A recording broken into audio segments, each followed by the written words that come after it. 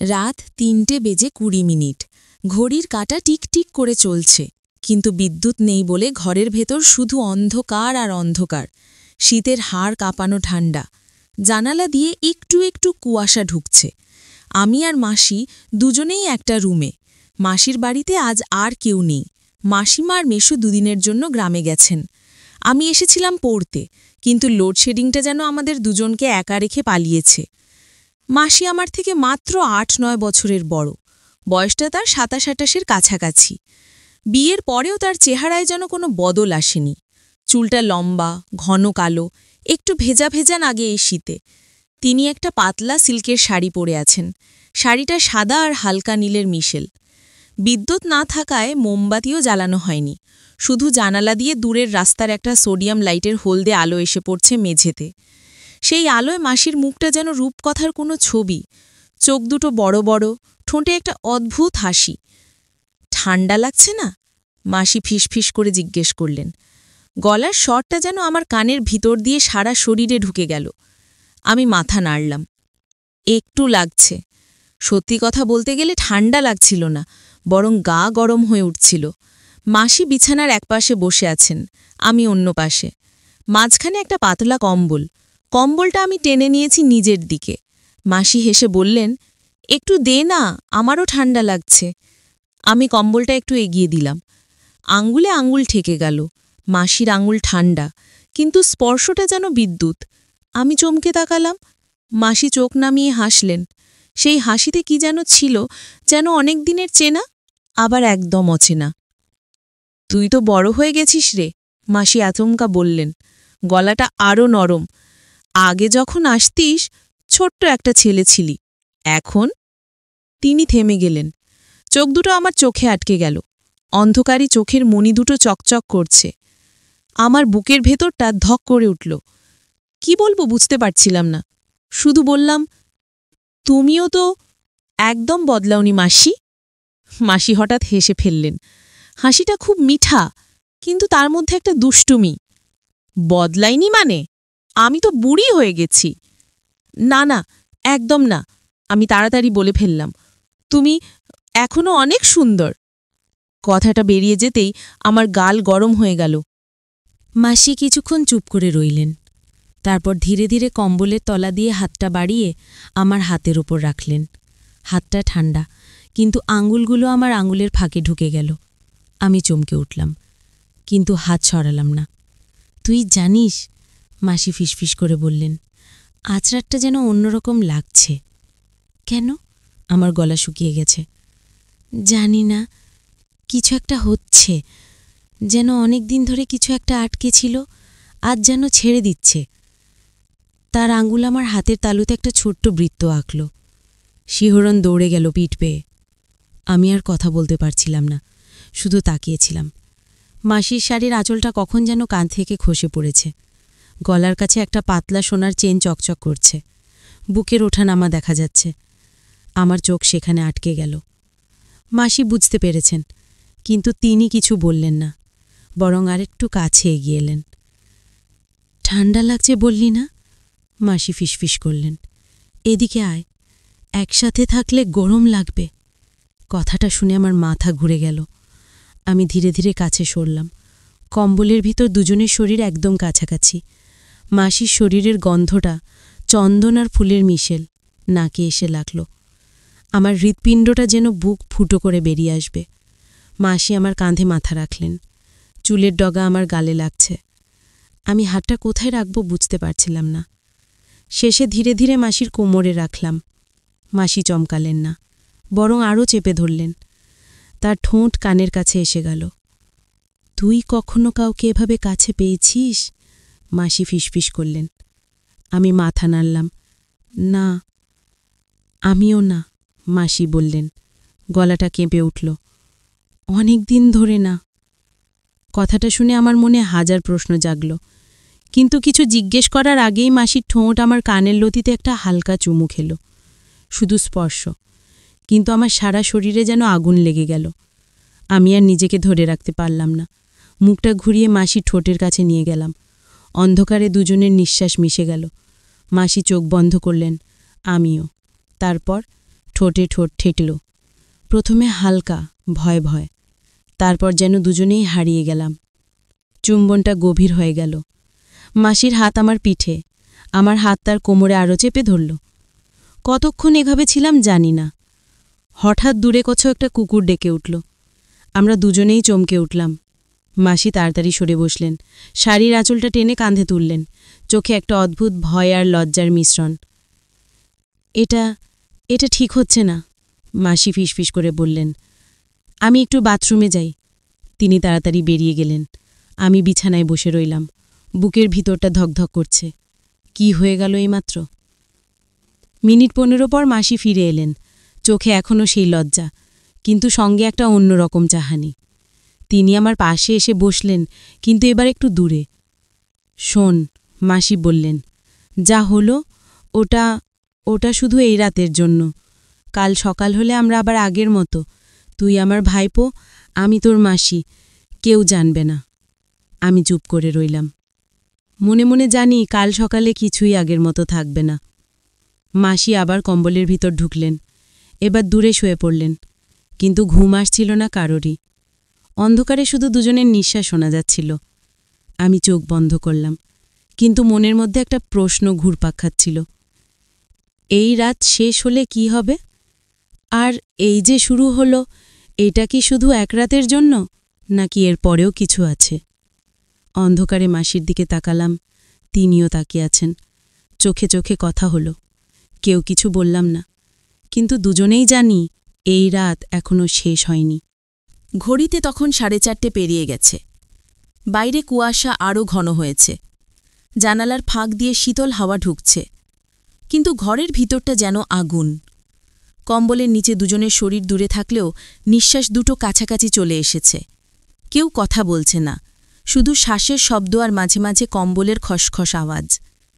আমি চোখ বন্ধ করে শুয়ে আছি, কিন্তু ঘুম নেই। মাসি শরীরের গন্ধটা এখনও নাকে লেগে আছে, ঠোঁটে এখনও তার ঠোঁটের ছোঁয়া। মনে হচ্ছে আবার ছুঁয়ে দেখি, কিন্তু সাহস হচ্ছে না। মাসি যে বলেছেন কাল সকাল হলে সব ভুলে যাবি, সেই কথাটা মাথায় ঘুরছে। হঠাৎ কম্বলটা একটু নড়ল। মাসি পাশ ফিরলেন, এবার তার পিঠ আমার দিকে। আমি বুঝতে পারলাম তিনিও ঘুমননি। পিঠের নিচে শাড়ির কুচি একটু সরে গেছে, সাদা পিঠের একটা অংশ দেখা যাচ্ছে। সেই জায়গাটা যেন আমাকে ডাকছে। আমি ধীরে ধীরে হাত বাড়ালাম। আঙুলের ডগা মাসির পিঠে ঠেকতেই তিনি চমকে উঠলেন, কিন্তু সরলেন না, বরং আরও একটু কাছে সরে এলেন। ঘুম হচ্ছে না, মাসি ফিসফিস করলেন, গলাটা কাঁপছে। না, আমারও কাঁপছে। আমারও না। তিনি আর কিছু বললেন না। আমার হাতটা এখনও তার পিঠে। ধীরে ধীরে আঙুল দিয়ে বৃত্ত আঁকছি। মাসির শরীরটা শিউরে উঠল। তিনি আমার হাত ধরে নিজের কোমরের কাছে নিয়ে গেলেন, শাড়ির ওপর দিয়ে হাতটা চেপে ধরলেন। আমি খুব খারাপ মেয়ে, তাই না মাসি? হঠাৎ বললেন। আমি চমকে গেলাম। না মাসি, কেন বলছো এটা? যা হচ্ছে, যা আমি করতে দিচ্ছি, এটা ঠিক না। তার গলায় কান্নার সুর, কিন্তু হাতটা আমার হাত আরও জোরে চেপে ধরেছে। আমি সাহস করে তাকে জড়িয়ে ধরলাম। পিঠের সঙ্গে আমার বুক লেগে গেল। মাসি প্রথমে শক্ত হয়ে গেলেন, তারপর ধীরে ধীরে শরীর ঢিলে করে দিলেন। আমি কানের কাছে ফিসফিস করলাম, তুমি খারাপ না, তুমি তুমি আমার সবচেয়ে সুন্দর মানুষ। মাসি কিছুক্ষণ চুপ করে রইলেন, তারপর ধীরে ধীরে পাশ ফিরলেন, এবার মুখোমুখি। অন্ধকারে চোখ দুটো চকচক করছে, ঠোঁট কাঁপছে। তুই জানিস, আমার বিয়ের পর থেকে কেউ আমাকে এভাবে ছুঁয়ে দেখেনি। কথাটা শুনে আমার বুকটা ধক করে উঠল। মেশো, ও শরীর ভালো না, অনেক দিন ধরে। মাসি থেমে গেলেন। আমি অনেক একা, অনেক দিন ধরে একা। তার চোখে জল চিকচিক করছে। আমি আর কিছু ভাবতে পারলাম না। মুখটা এগিয়ে তার ঠোঁটে চেপে ধরলাম। এবার আর ভয় নেই, আর লজ্জা নেই, শুধু একটা তীব্র ক্ষুধা। মাসি আমার চুম্বনের জবাব দিলেন, হাত দুটো আমার গলায় জড়িয়ে ধরল। কম্বলের ভিতর দুজনের শরীর একদম মিশে গেল। শাড়ির কাপড়টা যেন বাধা হয়ে বাড়িয়েছে। আমার হাত কখন যেন শাড়ির ভাঁজে ঢুকে গেছে। মাসির নরম ত্বক, গরম নিঃশ্বাস। তিনি আমার কানে কামড় দিলেন, হালকা, কিন্তু সেই কামড়ে আমার সারা শরীরে বিদ্যুৎ খেলে গেল। আস্তে, মাসি ফিসফিস করলেন, খুব আস্তে, যেন কেউ শুনতে না পায়। আমি মাথা নাড়লাম, কিন্তু নিজেকে আর ধরে রাখতে পারছিলাম না। মাসির শাড়ির আঁচলটা পুরোপুরি খসে পড়ল। ব্লাউজের হুকগুলো আমার হাতের তলায়। একটা, দুটো, তিনটে হুক খুলে গেল। মাসি আমার হাত চেপে ধরলেন। না, এখনও না। কিন্তু চোখে সেই না নেই, চোখে শুধু একটা অন্ধকার আগুন। আমরা দুজনেই হারিয়ে গেলাম। কম্বলের নিচে শুধু দুটো শরীরের নড়াচড়া, নিঃশ্বাসের শব্দ, মাঝে মাঝে মাসির মুখ থেকে একটা দম আটকে যাওয়া শব্দ। আমার হাত তার চুলে, তার হাত আমার পিঠে, নখের আঁচড়। দুজনেই যেন অনেক দিনের ক্ষুধা মেটাচ্ছি। কতক্ষণ এভাবে ছিলাম জানি না। হঠাৎ মাসি আমাকে জোরে জড়িয়ে ধরলেন। শরীরটা কেঁপে উঠল। একটা দীর্ঘশ্বাস বেরিয়ে এলো। আমিও আর ধরে রাখতে পারলাম না। দুজনেই একসাথে শিহরিত হয়ে থেমে গেলাম। কম্বলের ভিতরটা যেন ভাপে ভরে গেছে। কিছুক্ষণ কেউ কথা বললাম না, শুধু দুজনের শ্বাসপ্রশ্বাস। মাসি আমার বুকে মুখ গুজে রাখলেন। চুলে আমার হাত বুলিয়ে দিচ্ছি। এটা স্বপ্ন না তো? মাসি ফিসফিস করলেন। যদি স্বপ্ন হয় তাহলে আর ঘুম থেকে উঠতে চাই না, আমি বললাম। মাসি হেসে চললেন, হাসিটা খুব মিষ্টি। তারপর আমার ঠোঁটে একটা হালকা চুমু খেলেন। তুই খুব দুষ্টু হয়ে গেছিস। তুমি শিখিয়েছ। মাসি আমার বুকে একটা চিমটি কাটলেন, কিন্তু চোখে হাসি। কিছুক্ষণ পর মাসি ধীরে ধীরে উঠে বসলেন। ব্লাউজের হুকগুলো আবার লাগিয়ে নিলেন। শাড়ির আঁচলটা কাঁধে তুললেন, কিন্তু চোখে এখনও সেই আগুন। এখন একটু ঘুমোই চল, তিনি বললেন। সকাল হওয়ার আগে আরেকটু। তিনি থেমে গেলেন। আমি বুঝলাম কি বলতে চান। আমরা আবার শুয়ে পড়লাম, এবার আর দূরে নয়। মাসি আমার বুকে মাথা রেখে শুয়ে পড়লেন। আমার হাত তার কোমরে। দুজনের পা জড়িয়ে গেছে। বাইরে তখন আস্তে আস্তে ভোরের আলো ফুটছে, কিন্তু আমাদের ঘুম আসেনি, শুধু একটা অদ্ভুত শান্তি আর একটা গভীর ভয়। এই রাত শেষ হলে কি হবে? আমি মাসির কপালে একটা চুমু খেলাম। তিনি চোখ বন্ধ করে হাসলেন। কার সকালে? আমি আমার জিজ্ঞেস করলাম। মাসি কিছুক্ষণ চুপ করে রইলেন, তারপর ফিসফিস করে বললেন, কার সকালে আমরা আবার মাসি ভাইবো হয়ে যাব। কিন্তু তিনি আমার চোখে চোখ রেখে বললেন, আজ রাতটা এখনও শেষ হয়নি, আরও অনেক বাকি।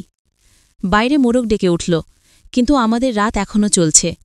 কম্বলের নিচে আরেকটা ঝড় আসছে, আরও গভীর, আরও নিষিদ্ধ। ঘড়িতে ৫টা বাজতে আর মিনিট ১০ বাকি। বাইরে আকাশটা হালকা ধূসর হয়ে এসেছে। কুয়াশার ভেতর দিয়ে প্রথম আলোর রেখা দেখা যাচ্ছে। কিন্তু ঘরের ভিতর এখনও গভীর রাত। কম্বলের নিচে দুজনের শরীর এখনও গরম, ঘামে একটু ভিজে গেছে। মাসি আমার বুকে মাথা রেখে শুয়ে আছেন। তার চুল আমার মুখে লাগছে। আমার হাত তার পিঠে আলতো করে ঘুরছে। কেউ কথা বলছে না, শুধু শ্বাসের শব্দ আর মাঝে মাঝে হালকা একটা শিহরণ। হঠাৎ মাসি মুখ তুললেন। অন্ধকারেও দেখলাম চোখ দুটোতে একটা অন্যরকম জ্বালা। আর পারছি না, তিনি ফিসফিস করলেন, গলাটা ভারী। কি পারছ না?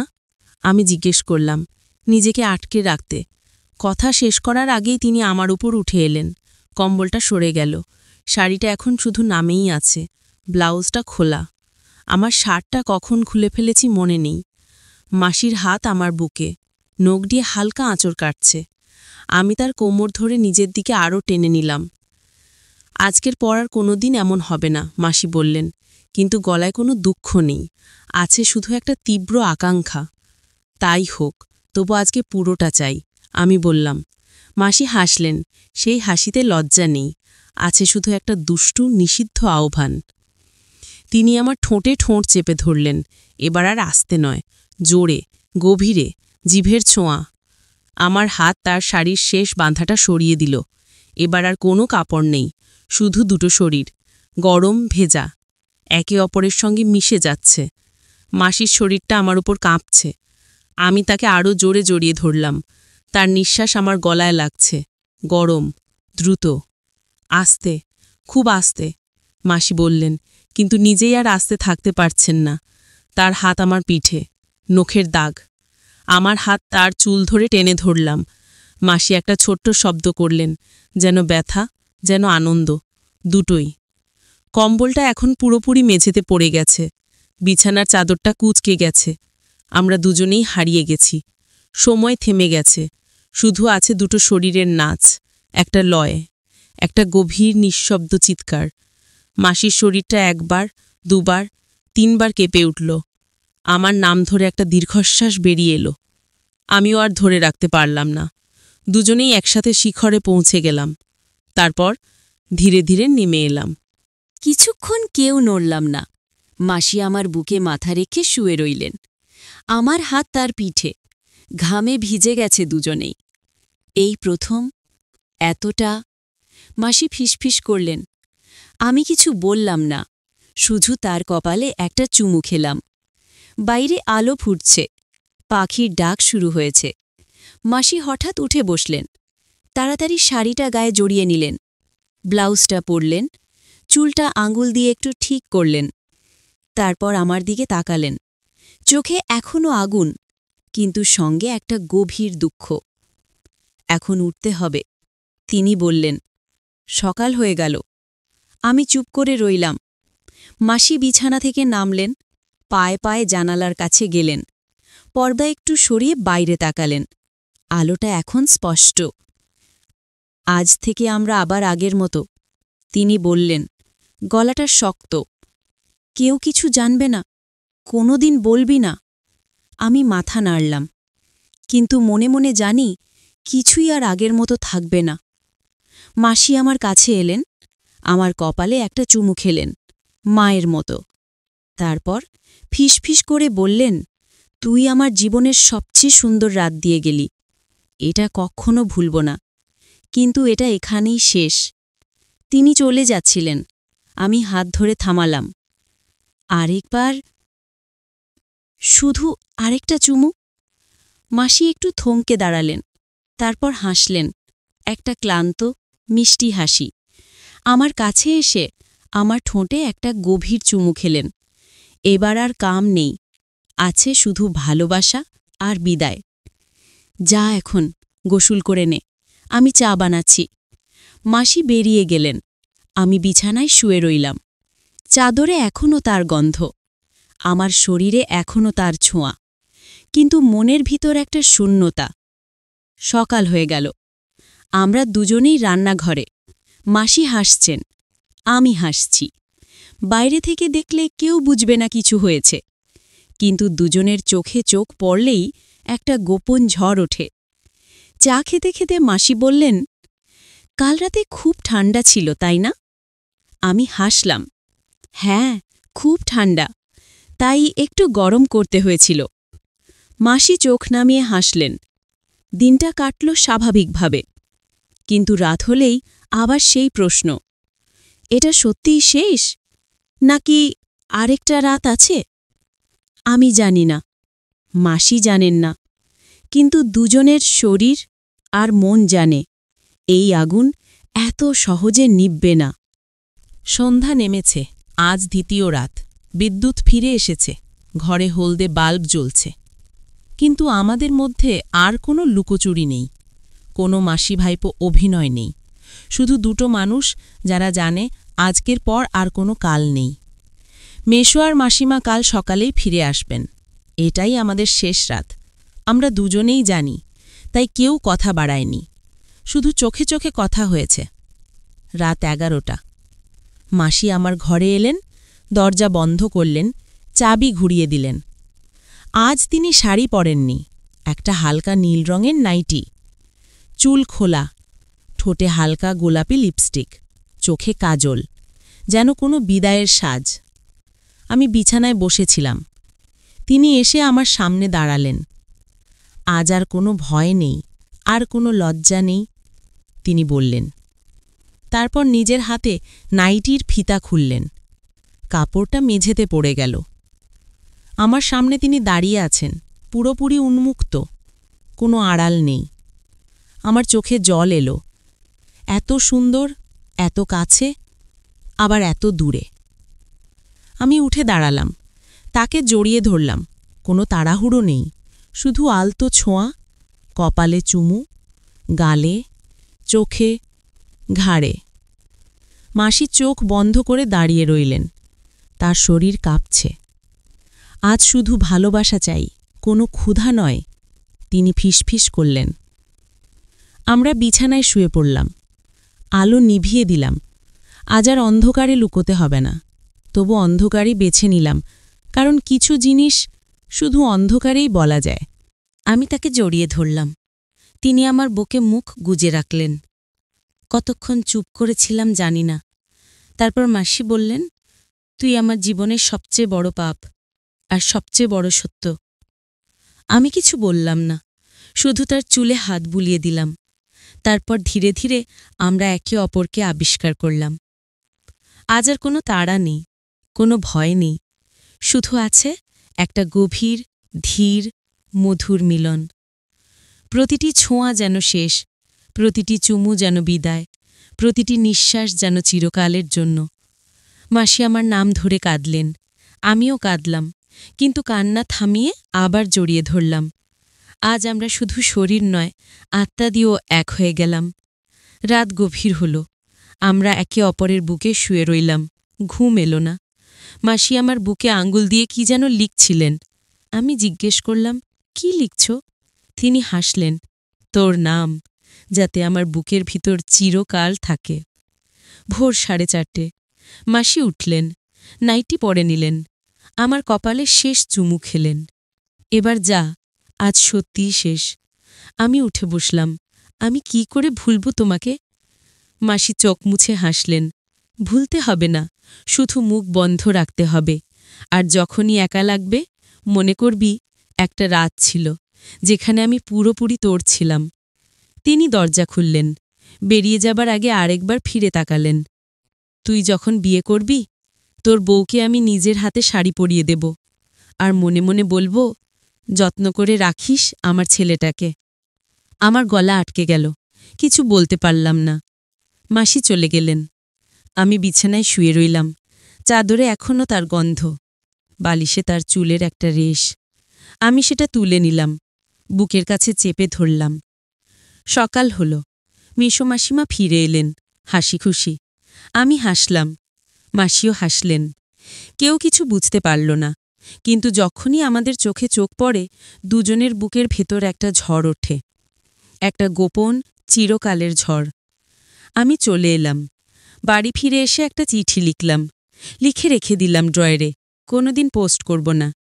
চিঠিতে শুধু একটা লাইন, তুমি আমার সবচেয়ে সুন্দর নিষিদ্ধ, আর আমি তোমার চিরকালের গোপন রাত। আজ বছর 5 পরেও যখন শীতের রাতে ঠান্ডা লাগে, আমি চোখ বন্ধ করি, আর মনে পড়ে সেই অন্ধকার ঘর, সেই কম্বলের নিচে একটা গরম শরীর, আর একজোড়া চোখ যে আমাকে বলেছিল, আজকের পর আর কোনো দিন নয়। কিন্তু আমি জানি, সেই রাতটা কোনোদিন শেষ হয়নি। সে রাত আমার ভেতরে এখনো জ্বলছে, চিরকাল জ্বলবে। সমাপ্ত।